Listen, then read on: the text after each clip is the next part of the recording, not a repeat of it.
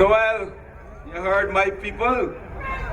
I'm from St. George South, not North. Good night. Good night. A blessed good night to the people of Christchurch East. And a blessed good night to the Barbados Labour Party family. And even a better good night to my people from St. George. It's an honor to address you this afternoon. And I stand here gravely saddened and worried for the affairs of this country. This country is at a critical juncture in our history. And I say to you people that industrial relations, or simply put, what we call the maintenance of positive relationships among employers, employees, and the union is critical for the development of this country. And we stand here tonight on the eve of a national strike, a potential national strike, simply because this government has lied to the people of this country. Simply because this government, led by Fondel Stewart, refused to speak to the people of this country. Simply because this government has shattered the dreams and ripped up the financial standings of the people of this country. And simply because this government has passed legislation that they themselves refuse to follow. Today,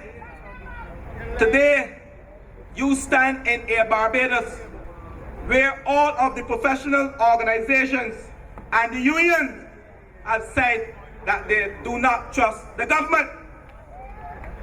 As a result, yesterday, the social partners wrote to the government to express the disdain with which they're being treated by this government.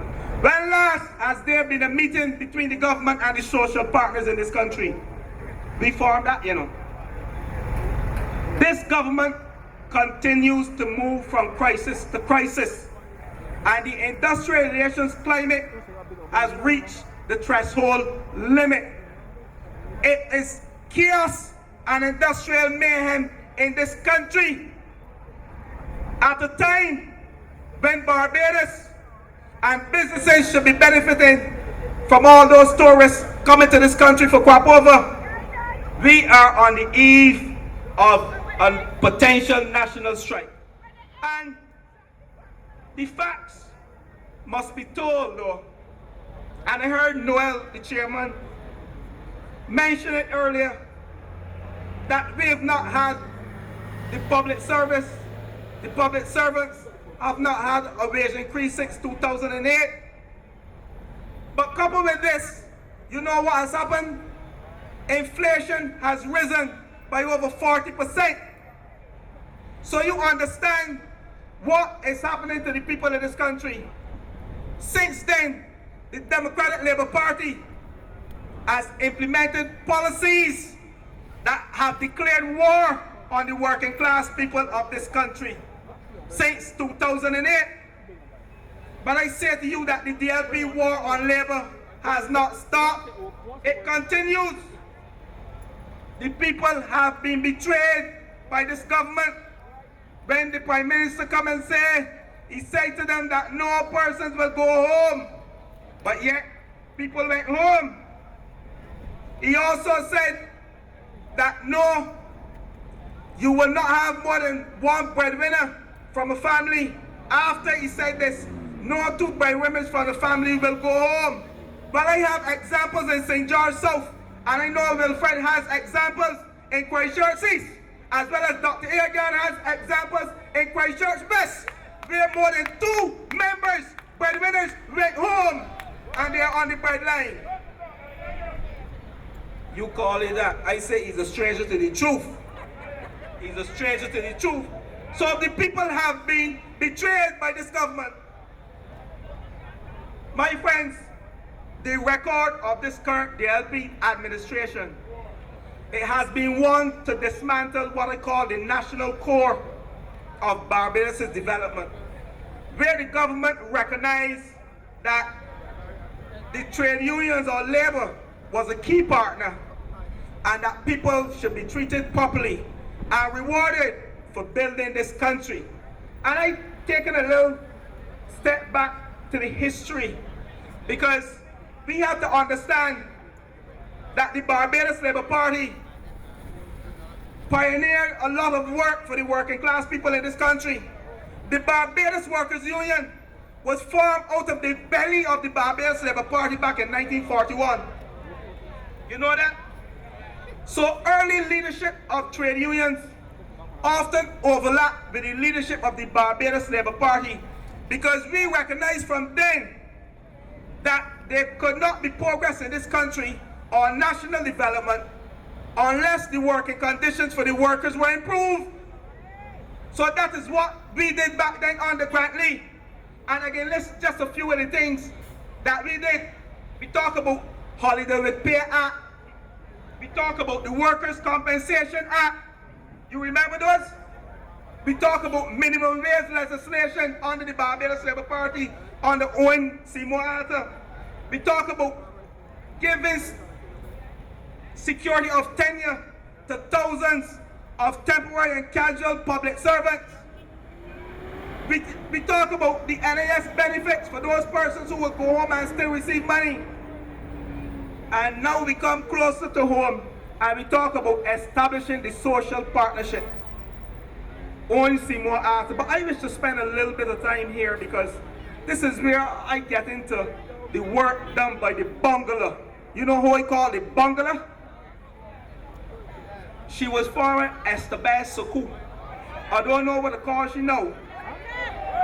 She is a bungalow because when you look at what she did by destroying the social partnership that we work, the Barbados Labour Party worked so hard in establishing and building, she can't even finish a negotiation as I speak to you. Nothing that has gone on her desk with respect to labor relations and negotiation in this country has been resolved by her. All have to be passed on to the helpless Frondell Stewart because I can speak to him too. And I'm saying that is bungling. That is bungling. That is amateurish, unskilled, inexperience. That is what is happening. And we call that bungling. The Democratic Labour Party has shown callous disregard for the people of this country and the trade unions. And enough is enough. So the time for people to stand up is now and address these issues. I will not stand here and advocate that we should shut down the country. I ain't standing here saying that. I am saying that the time has come for the people, for the Democratic Labour Party to let the people know that they have tried everything and they are unfit to govern in this country. And let me go back to the polls. That is what I'm saying. Because, understand me, you know, we can shut down the country, but when we shut down the country, some of us will be affected because I understand they are now looking to pull numbers to see who went on the strike. And you know how vindictive they are in the Ministry of Public Works. They will affect you and your family. So I would say the time is now for Frondell Stewart and his inept government to say to you, the people, we have tried, we have done our best, and our best is simply just not good enough for you, the people, and give the Barbados Labour Party a chance. Again, because we have a track record that I just outlined to you, coming from Grant Lee to Tom to the Right Honourable Owen Seymour Arthur, we have a proud track record of managing industrial relations in this country and doing things to safeguard the workers' rights and building this country with respect to national development as it relates to a calm industrial relations climate, maintaining that. But I wish to go on further because a couple weeks ago, or June, I would say a few weeks ago, I said in Parliament, when I spoke in the budget debate, I said that a sound industrial relations climate or system requires a labor management relations policy.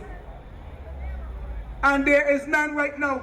So we expect gonna happen poor mayhem and chaos.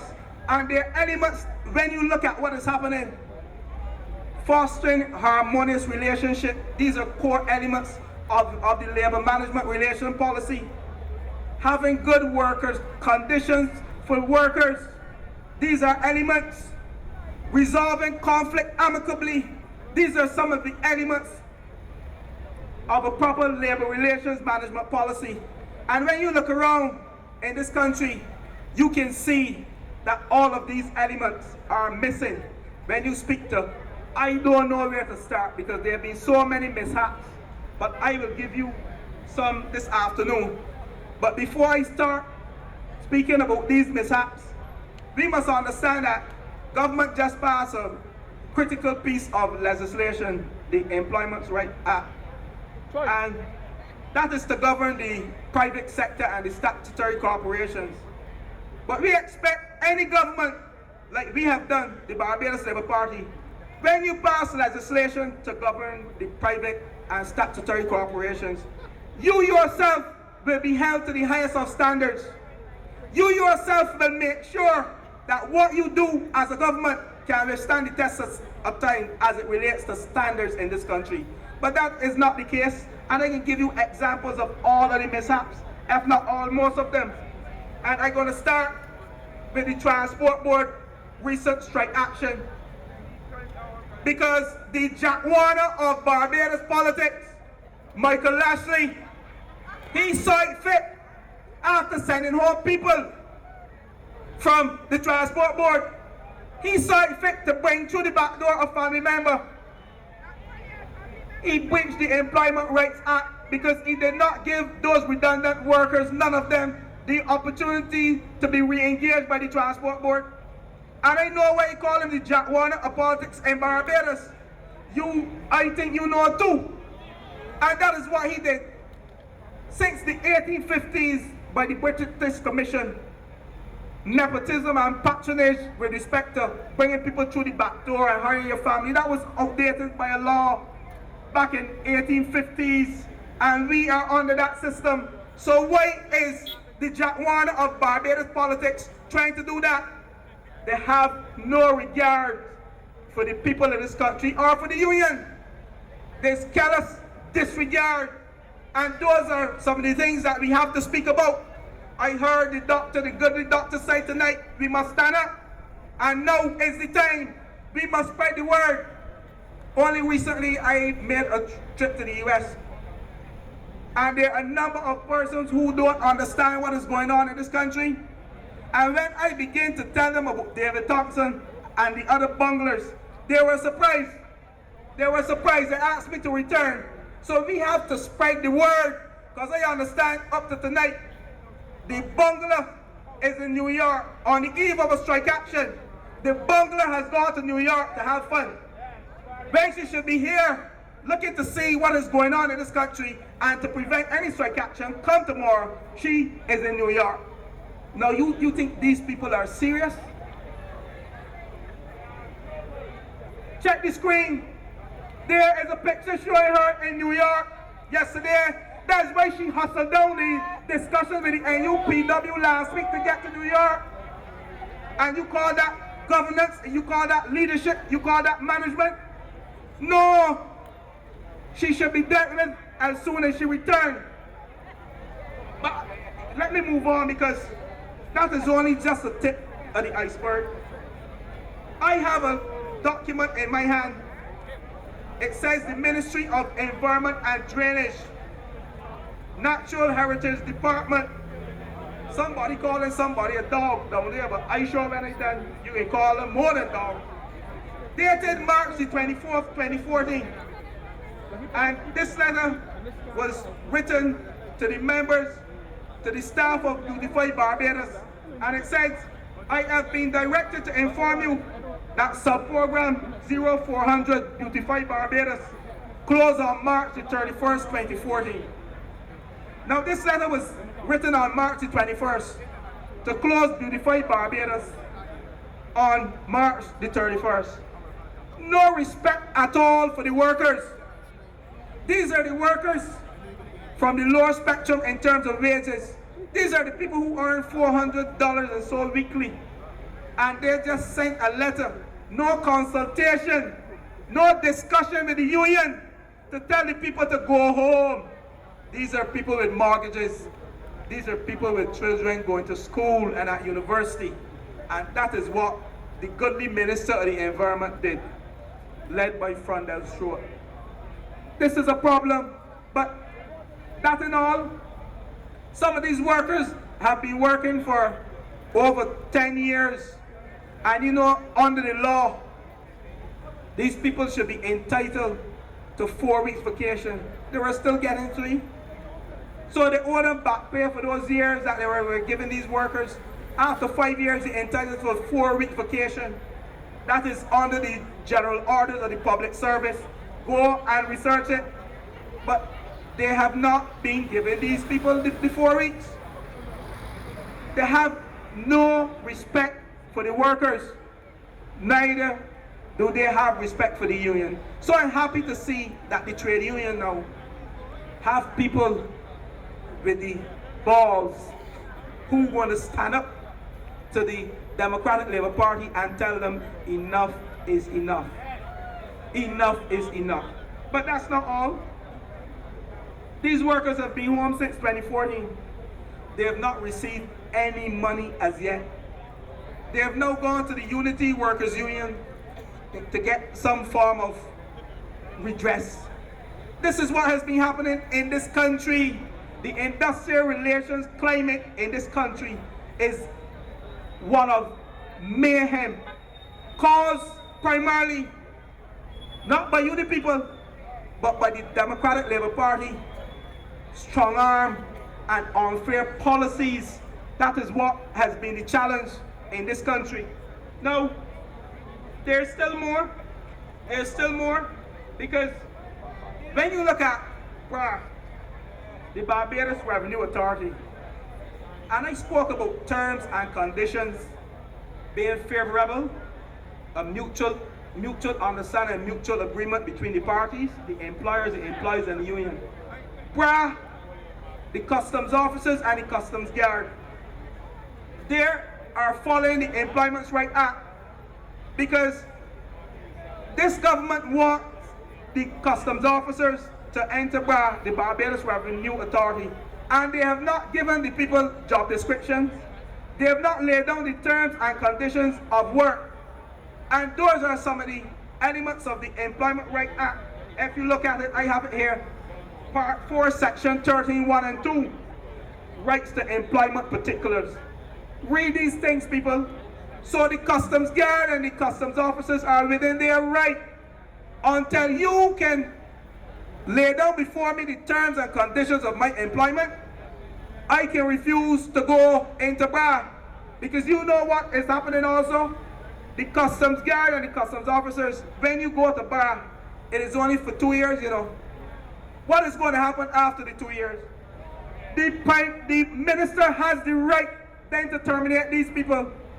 I see it as a strategy to send home people after 2 years. I see it as a strategy by the Democratic Labour Party, and this is not fair. This is not fair to the citizens of this country. We need to create a better industrial relation climate, one that is harmonious, one that is in favor of the working class in this country, one that is fair to both employer and employee, one that is fair to government, to the union, and the public servants. Right now, there's nothing fair as it relates to Frondell Stewart administration. So that is what is happening with BRA. So, like the goodly doctor said earlier, BIDC is only a drop in the ocean.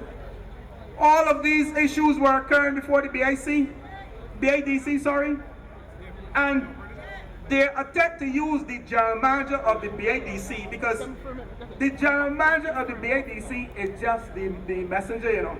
And let me read the letter that was sent to, this is the letter that was sent to the union, the General Secretary acting, Ms. Smith, and it was written by or signed, I should say, by the CEO or the acting CEO at the BIDC, and it says Barbados Investment and Development Corporation wishes to inform of the following board decisions. The board of directors of the corporation at its meeting May the 20th agreed. You heard how she started the letter? The board of directors agreed. That is what she said. Agreed that the post of computer system administrator and system support, these are IT persons, two of them, will be made redundant with immediate effect. You understand, you are writing to the union. No consultation again, part of the Employment Rights Act. You are writing to tell the union that with immediate effect, these workers will go home. And they then went into the Statutory Board Pensions Act. This is with the other 10 persons at 60, discrimination to the highest order. Then they went into that to say that they will invoke this clause that was amended way back in 2005. I know they're going to court because that is their way out. Because understand, Van der Stroot will not make any decision. The bungalow who's in New York can't get anything resolved. So their only alternative is to go to the third party, the law courts or the tribunal. That is what they're doing, no decision making. So like someone said earlier, Van der Stroot will be seen as what? As someone who has not done anything wrong. But you know the good thing about not doing anything wrong? He has not done anything right either. He has not done anything. So we have to hold his hands to the fire. And I want the people of this country, we have to attack Van der Stroot viciously as it relates to policy in this country. Forget the low-hanging fruit, because you can pick the low-hanging fruit, but if the roots are still there, the fruit will grow back. He is the root. We have to deal with Van der Stroot. He is the source of the problem. He is the one who took the bungalow and made her a minister again after she has been incompetent. And leadership matters. So we have to deal with Van der Stroot. Now, this whole issue with BIDC is serious, you know, because this has tremendous implications for the private sector.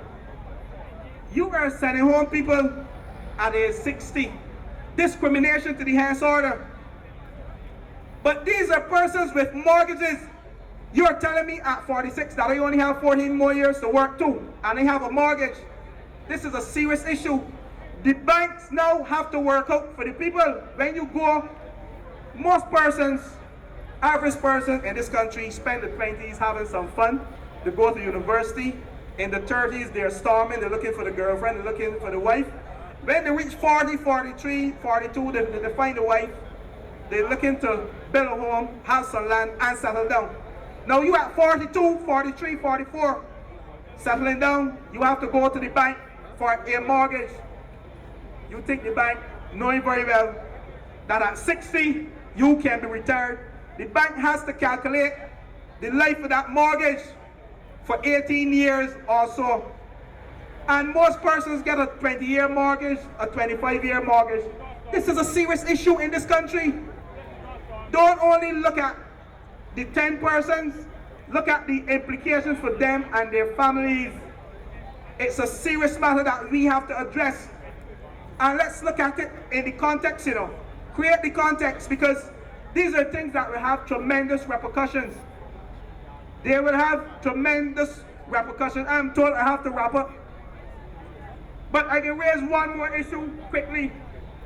And when we look at the NCC workers, the Employment Rights Tribunal, again, government did not follow the Employment Rights Act, which speaks to matters referring to the tribunal have to go before the Chief Labour Officer. The Prime Minister sent the matters directly to the tribunal, and now most of these matters have to be returned so the Chief Labour Officer can determine whether they are worthy to go to the tribunal. These are some of the issues that we are faced with as a country, with a government that is inept, that is amateurish. that is unskilled. I call it bungling to the highest order. There are callous disregard for the people and the trade unions in this country, this government, and they must be pointed out. But I want to end by saying to you, my time is up. Enough is enough, and we must get rid of this Randall Short administration. These bunglers must go. A BLP government will put back money into the pockets of the people of this country. A BLP government will continue to ensure workers' rights, that people are treated fairly in Barbados. A BLP government will bring back smiles on the faces of the people in this country. And a BLP government will accord the workers of Barbados the dignity and pride they deserve, having worked to build this country. These bunglers must go tonight. I say to you people, good night, God bless, and thank you.